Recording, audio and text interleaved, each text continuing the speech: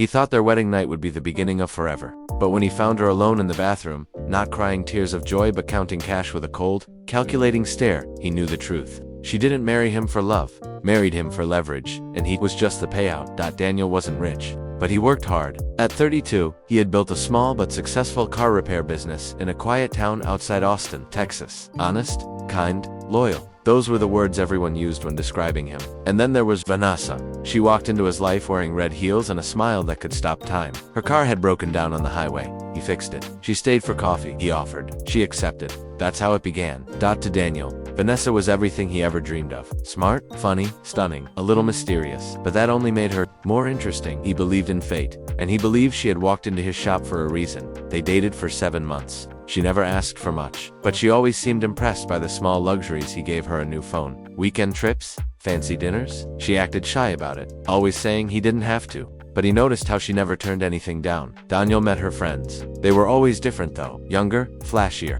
He didn't fit in with them, but she told him it didn't matter. She said she liked how grounded he was. He believed her. He didn't know she was playing 2 lives. Vanessa grew up in survival mode. Her father left when she was 9. Her mother raised her in a small apartment behind a laundromat.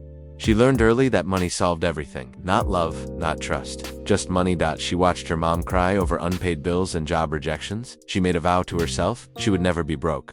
She would never be powerless. So when she met Daniel, simple, generous, adoring Daniel, she saw a way out. Not that he was rich, but he was stable, dependable, a stepping stone. If she played it right, she could use his last name and lifestyle to open doors she'd never dreamed of. She didn't hate him. In fact, she liked him. She liked his calm, his predictability, his softness. But she didn't love him, and love wouldn't pay the bills. She had a vision board taped inside her Tatiat's luxury condos, designer handbags. She didn't plan to stay with Daniel forever, but she needed him now.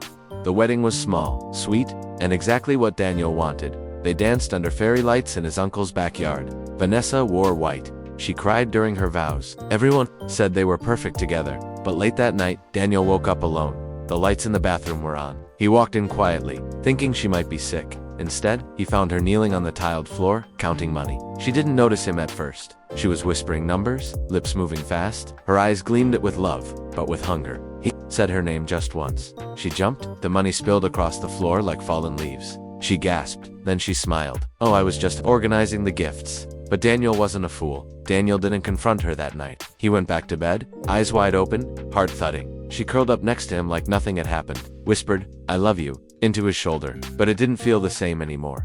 He started watching her differently, the way she flinched when the phone rang, how she dressed up to go out and came home smelling of expensive cologne that wasn't his. He didn't want to believe it, but her lies were starting to show. So he hired someone, and what he found changed everything. His name was Marcus Aventure. Capitalist, mid-40s, wealthy, charismatic. Vanessa had met him at a conference in Houston. She told Marcus she was single, that she ran her own fashion startup. She had been seeing him for 5 months. Marcus didn't know she was married, until the investigator told him. After that, Vanessa's perfect side hustle crumbled. She begged Daniel not to leave, cried, screamed, said she made a mistake, but he already had the divorce papers drawn.